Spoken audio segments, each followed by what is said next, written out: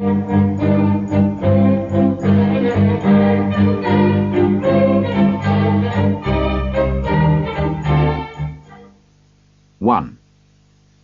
Marley's Ghost.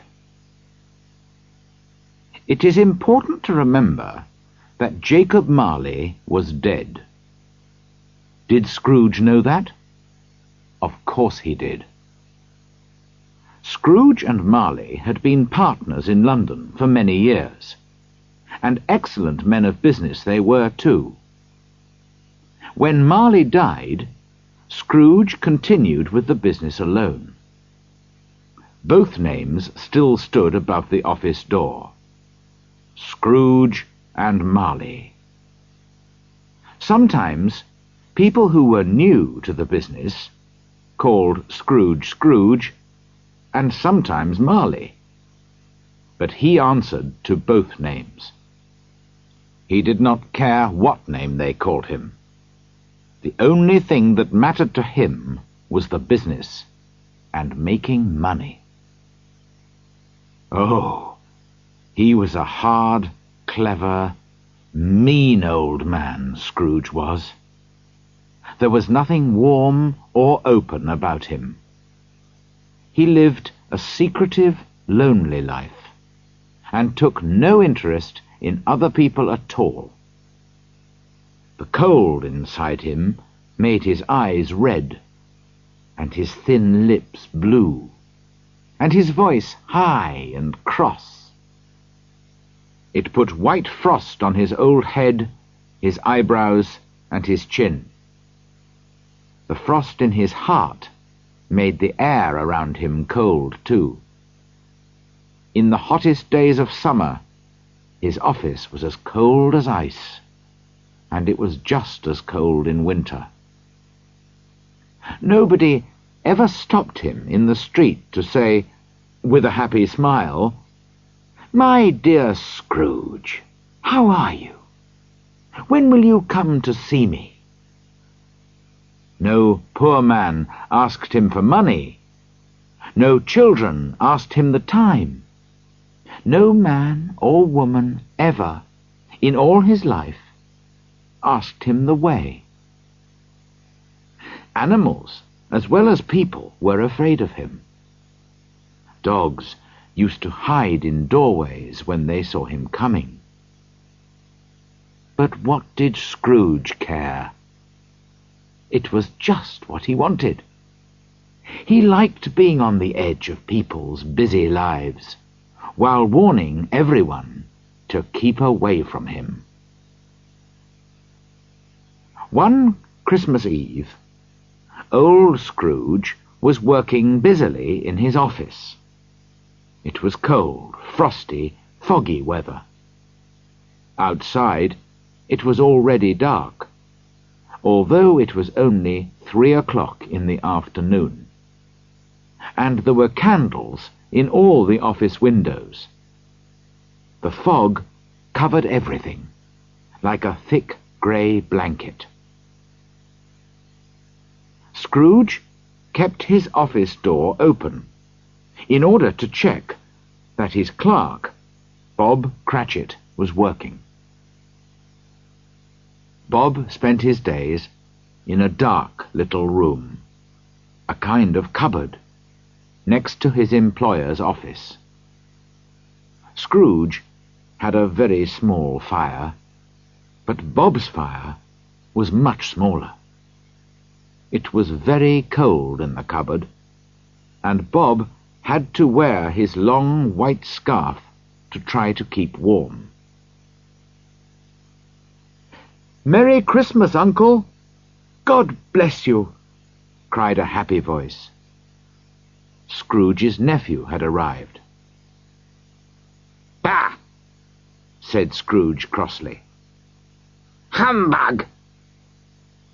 "Christmas is humbug? Surely you don't mean that, Uncle," said his nephew. "I do," said Scrooge. "Why do you call it Merry Christmas? You're too poor to be merry." "Well," replied the nephew, smiling, "why are you so cross? You're too rich to be unhappy." "Of course I'm cross," answered the uncle, "when I live in a world full of stupid people like you. You say, 'Merry Christmas.' But what is Christmas? Just a time when you spend too much, when you find yourself a year older and not an hour richer, when you have to pay your bills. Everyone who goes around saying 'Merry Christmas' should have his tongue cut out. Yes, he should." "Uncle, please don't say that," said the nephew. "I've always thought of Christmas as a time to be helpful and kind to other people. It's the only time of the year when men and women open their hearts freely to each other. And so, Uncle, although I've never made any money from it, I think Christmas has been, and will be, a good time for me. And I say, God bless Christmas." Bob, in the cupboard, agreed loudly without thinking. He immediately realized his mistake and went quickly back to his work. But Scrooge had heard him. "If I hear another sound from you," said Scrooge, "you'll lose your job." "Don't be angry with him, Uncle," said the nephew. "Come and have dinner with us tomorrow." "Dinner with you? I'll see you dead first." "But why won't you come? Why?" "Because Christmas is humbug. Good afternoon." "I want nothing from you. I ask nothing of you. Why can't we be friends?" "Good afternoon," said Scrooge. "I am sorry, with all my heart, to find you like this. I have never wanted to argue with you, but I came to see you and invite you because it's Christmas. And so I'll say, a Merry Christmas, Uncle." "Good afternoon," said Scrooge. "And a Happy New Year." "Good afternoon," said Scrooge. His nephew left the room without an angry word, stopping only to wish Bob Cratchit a Merry Christmas. Then 2 other gentlemen came in. They were large, round, comfortable-looking men, with books and papers in their hands. "This is Scrooge and Marley's, I think," said one of them, looking at the papers that he was carrying. "Am I speaking to Mr. Scrooge or Mr. Marley?" "Mr. Marley is dead," Scrooge replied. "He died 7 years ago today, on Christmas Eve." "I'm sure that you are just as kind to the poor as your partner," said the gentleman, smiling. What was true was that Scrooge was just as mean as Marley, and Marley had been just as mean as Scrooge. "At this happy time of year, Mr. Scrooge," the gentleman went on, taking up his pen, "we should help poor people who have no food or clothes or homes." "Are there no prisons?" asked Scrooge coldly. "Plenty of prisons," said the gentleman.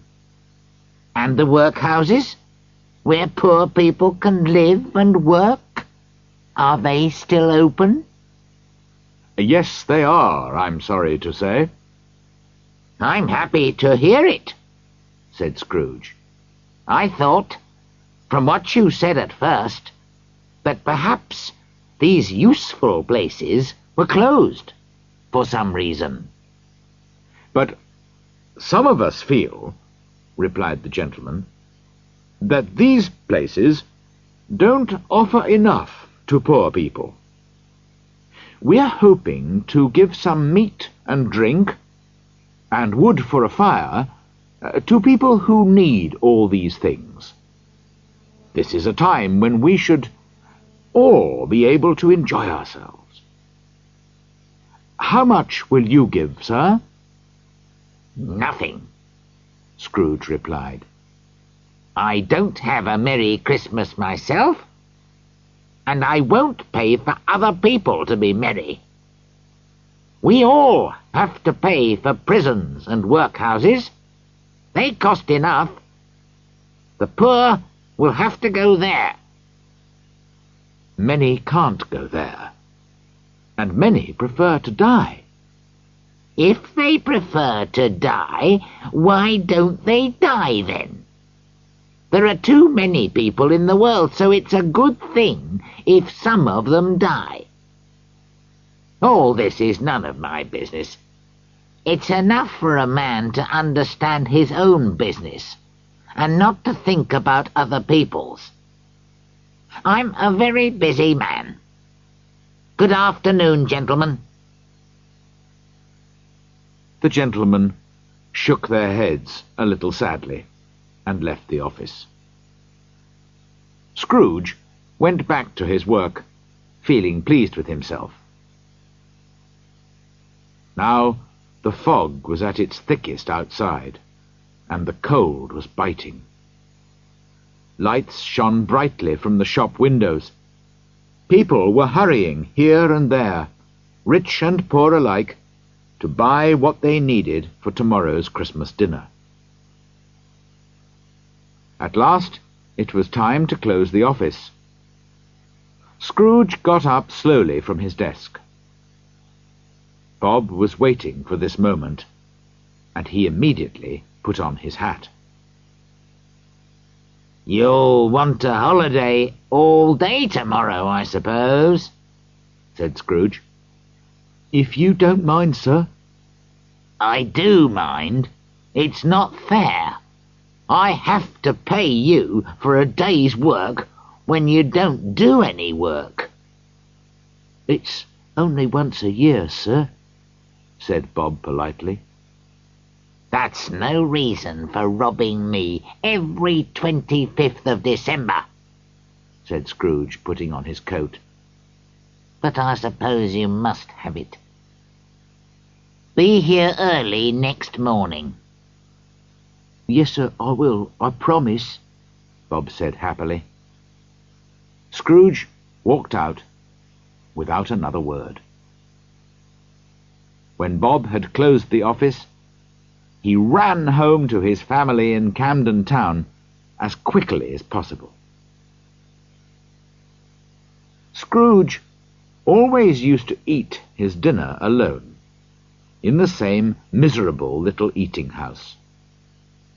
Tonight was no different from other nights. He read the newspapers, looked at his bank books, and went home to bed. He lived in rooms which had once belonged to his dead partner. They were in an old, dark building in a lonely side street, where no one except Scrooge lived. In the blackness of the night, through the fog and the frost, Scrooge had to feel his way along the street with his hands. He finally reached his front door and put the key in the lock. Suddenly, to his great surprise, he saw that the knocker was not a knocker any more, but had become the face of Jacob Marley. He had not thought of his partner for 7 years, until that afternoon, when he spoke Marley's name to his visitors. But there, in front of him, was Marley's face, white and ghostly, with terrible staring eyes. As Scrooge looked, it became a knocker again. He was afraid, but he did not show his fear. He turned the key, opened the door, and walked in.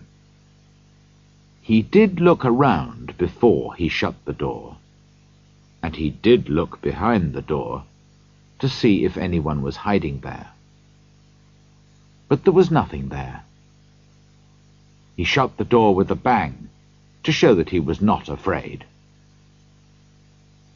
With his one candle, he went slowly up the stairs. It was impossible to see into all the dark corners. Darkness was cheap, and Scrooge liked it. But he remembered the face, so he walked through all his rooms, checking that everything was all right. Nobody under the table or the bed. Nobody behind the door. On the small fire in the bedroom there was a pot of soup, and Scrooge's bowl was ready on the table. Nobody in any of the rooms. Sure that he was safe now, Scrooge shut and locked his bedroom door behind him. He sat down by the fire to eat his soup. The fireplace was an old one, with hundreds of pictures on the tiles around the fire. But Scrooge could only see Marley's face on every tile. "Humbug!" said Scrooge to the tiles, and walked across the room. When he sat down again, he noticed a bell on the other side of the room. As he looked, he saw, with great surprise and fear, that the bell was slowly beginning to move from side to side. Soon it was ringing loudly, and so was every bell in the house. Suddenly, they all stopped ringing at the same moment. And then came a strange noise from down below. It sounded like someone pulling heavy chains across the floor.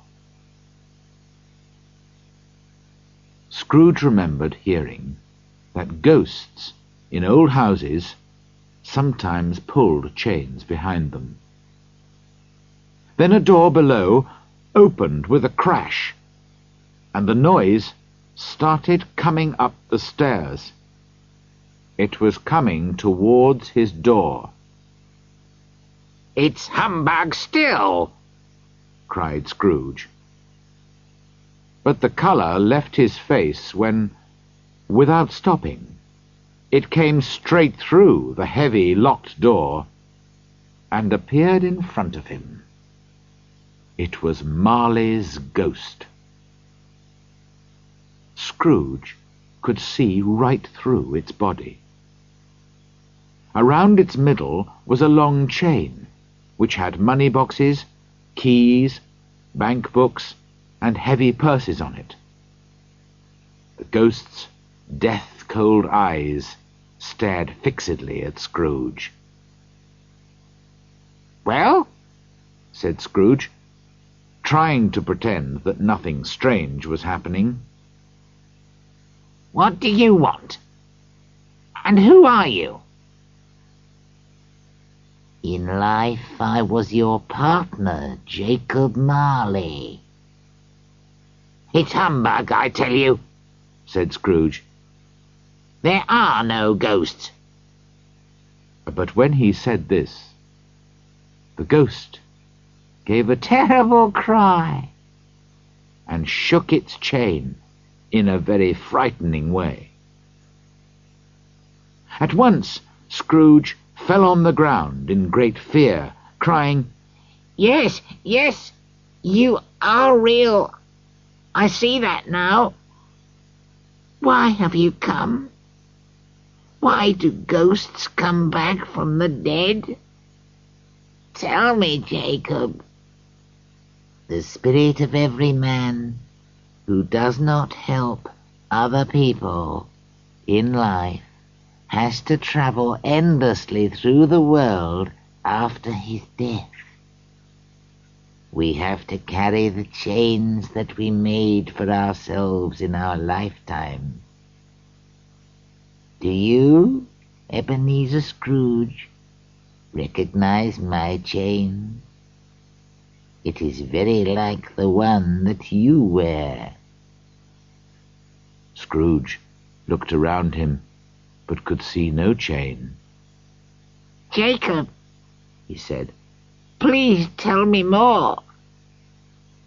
I cannot help you much, Ebenezer. I cannot rest.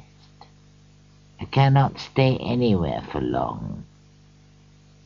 I have been dead for 7 years, and all that time I have been traveling on the wings of the wind.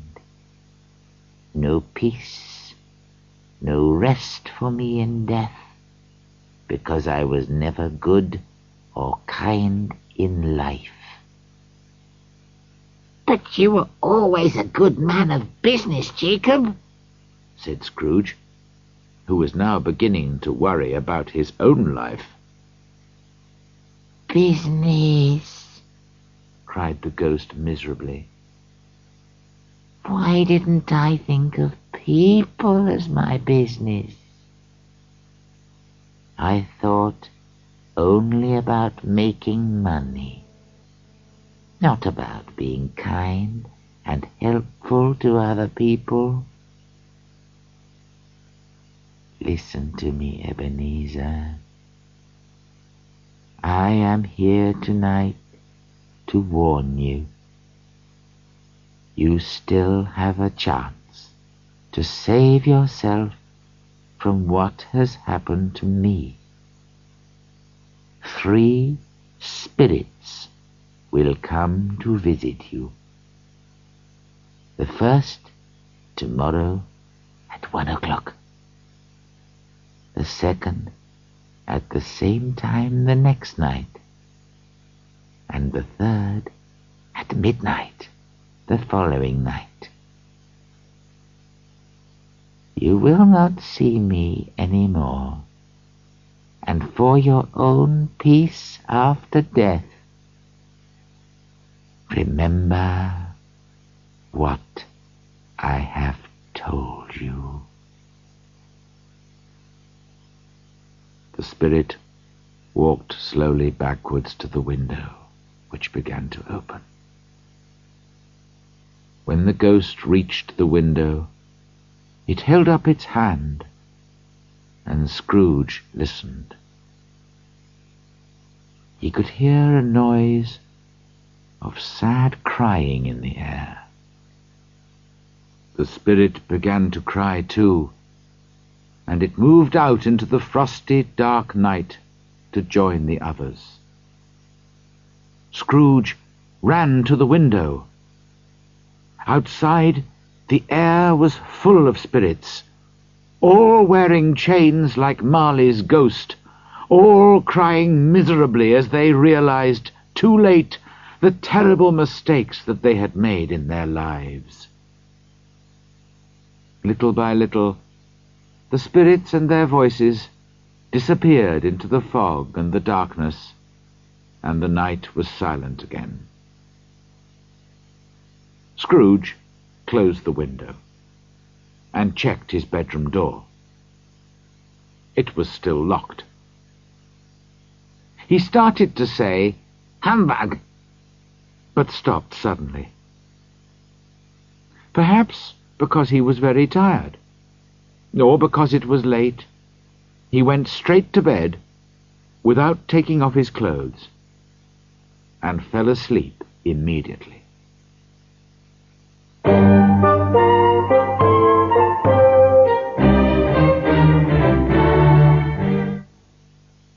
End of Side 1.